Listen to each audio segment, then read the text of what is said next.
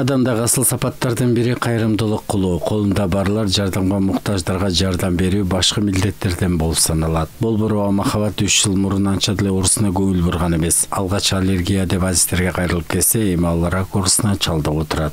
3 жыл мурун ошо биринчи ошо аллергия деп чынында аллергиямды лечение кылып жүргөмдө андан эч кандай жыйынтык болбогонунан акыры ошо онкологияга жөнөтүштү.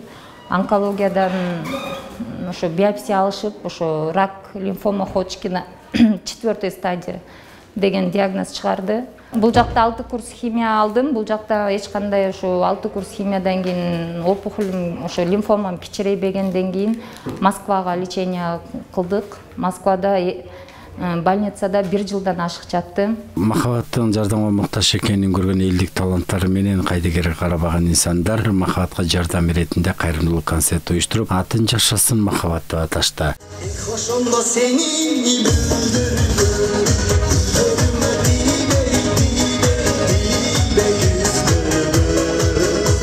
Бүгүнкү күндө өткөрүлүп жаткандай кайрымдуулук концерттер бүгүнкү күндө өткөрүш өтө кыйын экенин баардыгыбыз билебиз. Ал ошол Махабат бир гана ден соолугун азыр ойлоп жатат да, ошол ден соолукта болсом экен, бутуман турсам экен, бул нерсем баары артта калса экен деп.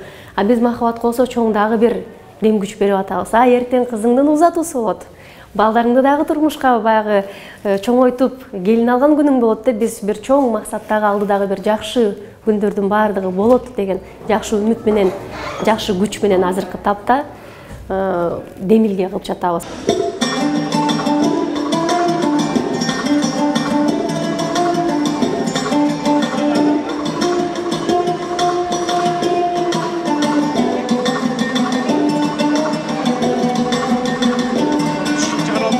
Махабат 3 баланын энеси, учурда рак илдети менен ооруп жаткандар улам кайрымдуу инсандардан жардам сурап отурат. Ал дарыларынын үчүн жолдош экөө болгон мүлкүн сатууга аргасыз болушкан. Бирок толук дарылануу үчүн али каражатта жетишсиз. Операция чет өлкөдө жасалганы турат. Өзүмдүн бир туугандарымдын жардамы менен, кайын журтумдун жардамдары менен, достордун жардамы менен лечение кылып аткам.